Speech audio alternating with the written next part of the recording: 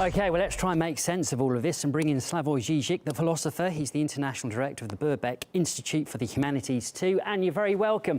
In your view, why do you think we're seeing this pretty dramatic change in attitude to democracy? I think retroactively now we can say that this is a long process going on for decades. Let me begin with an anecdote. I remember in 2005, I was in London and saw 1 week before elections a report, popular vote, on who is the most hated person in the United Kingdom. Unambiguously, it was Tony Blair, the Prime Minister. 1 week later, general elections, Blair won.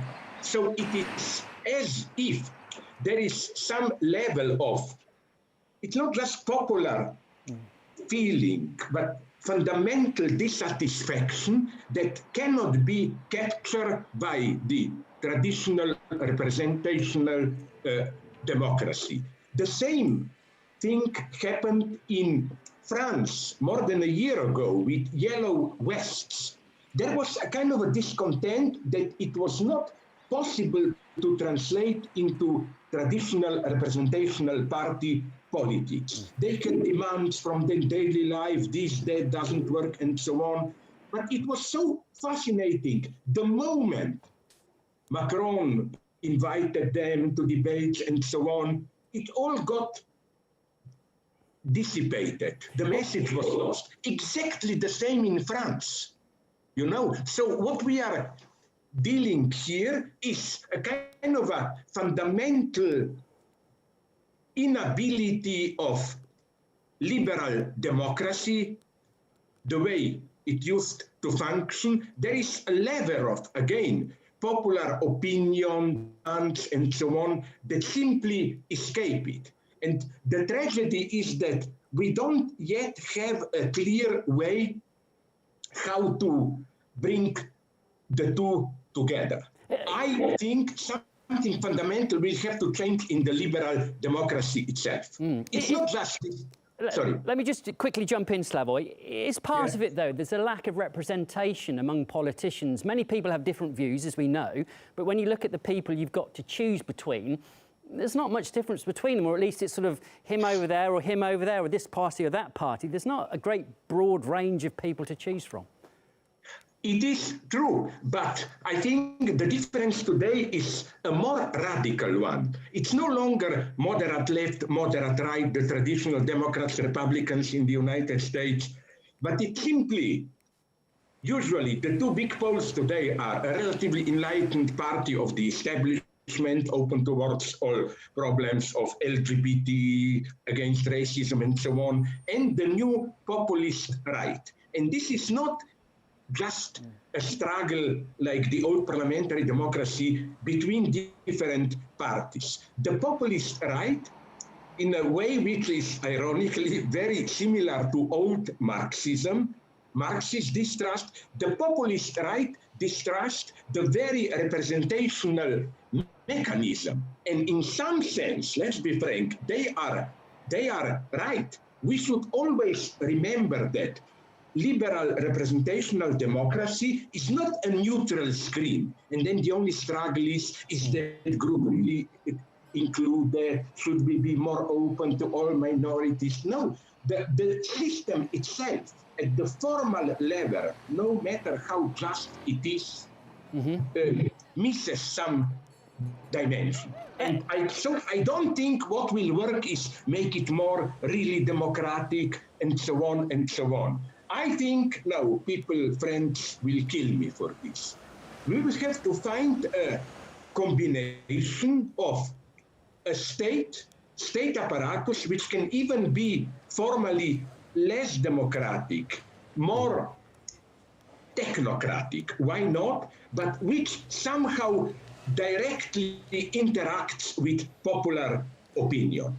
Something new will have to be, and there are we have the same phenomenon also all around the world. For example, in Chile referendum, it's again, which happened yesterday, Apruebo won, it's again a distrust And again, we shouldn't underestimate this distrust. It's not just, oh, the wrong guys are there. Slavoj, you're running out of time. I just wanted to ask you one other element to this.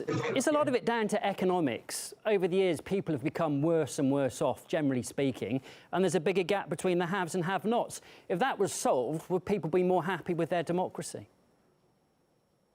No, I don't think, it may sound horrible, but I don't think it's simply the economic question. Something more is at stake. I was in contact with protesters from Turkey, you remember, a couple of years ago, to Chile now, Bolivia. And it's interesting that even with yellow vests, Podemos in Spain, the central signifier, the slogan, the word that is emerging is, very interestingly, in all different countries, dignity.